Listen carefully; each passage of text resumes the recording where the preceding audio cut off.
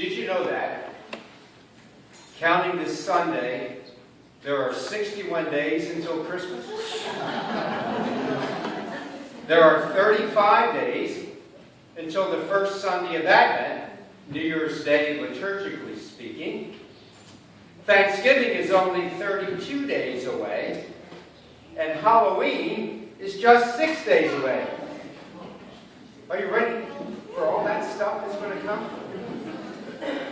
I'm not. Last Sunday, in the Gospel story, we heard how John and James came to Jesus and said, "Teacher, we want you to do for us whatever we ask of you." And Jesus replied with a question, "What do you wish me to do for you?"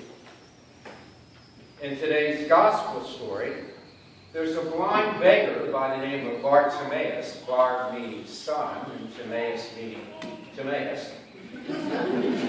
And Jesus asks him the same question. What do you want me to do for you? Now, often when you come to Mass on the weekend, you lose track of the context of the excerpts from the Gospel that we're hearing proclaimed. I don't know whether you realize it or not, but we ended at verse 35 of chapter 10 last Sunday, and we picked up at verse 36 of chapter 10 this Sunday. Next Sunday we'll be in chapter 12, so there'll be a gap. And it's very important in Scripture to understand what we call context.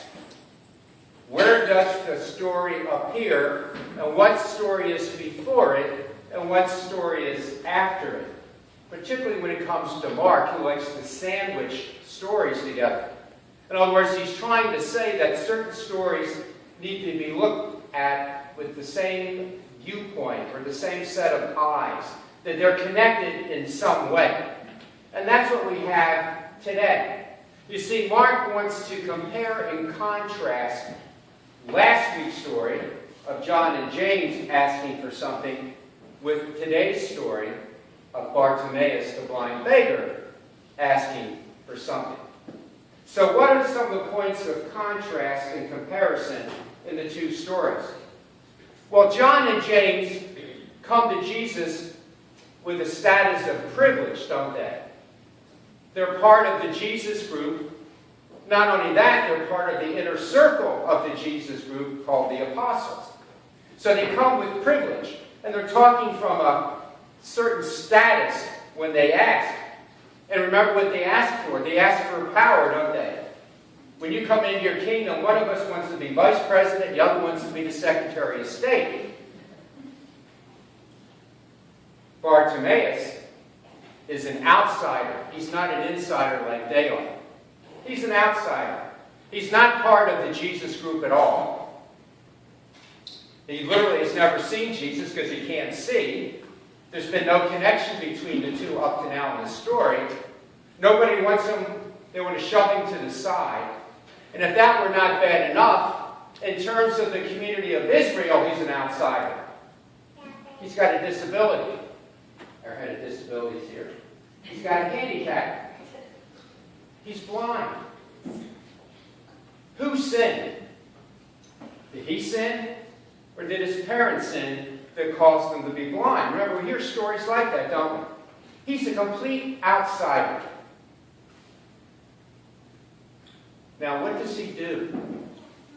He yells out. Let's go back and find it. Jesus, Son of David, have pity on me. John and James ask for power. He asks for pity. And he won't stop yelling it. Son of David, have pity on me. Pity, compassion, had to do with taking on personal responsibility for something. In other words, when he keeps shouting this out loud, he's sort of saying in that culture, Jesus, you owe me pity and compassion. Why would he owe him pity or compassion? because he called him Son of David. What does Son of David mean? It's another phrase to mean the Messiah. You're the Messiah. You're God's anointed one. I'm giving you this honor. I'm proclaiming it to anybody who will listen to me. Remember when Peter gave his great confession 2 chapters earlier in Mark, chapter 8? And he said, you are the Christ, the Messiah. What did Jesus say? Keep quiet. Don't tell anybody. Now here's this blind beggar shouting it at the top of his lungs for anybody and everybody to hear. And finally, hey, he's calling. You better go see him. You've made enough of commotion. You got his attention now. And now he comes over and he asks for sight. He asks for healing. Another point of contrast.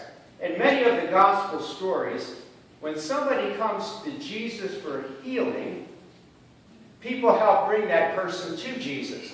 Remember the famous story of the paralytic? And they're up on the top of the roof, and they're cutting a hole in the roof, the thatch roof, so they can let the guy down on his mat, be right in front of Jesus. Nobody brings Bartimaeus to Jesus. What do? Stay away. Shut up. You're bothering him. Go away. That's a point of contrast.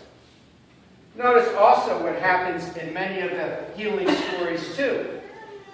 After Jesus heals the person, what does the person do? He tells them to go back where they came from. Right? Go back. Go back to your community. Tell them what God has done for you. What does Bartimaeus do? He throws off his cloak. He starts running towards Jesus.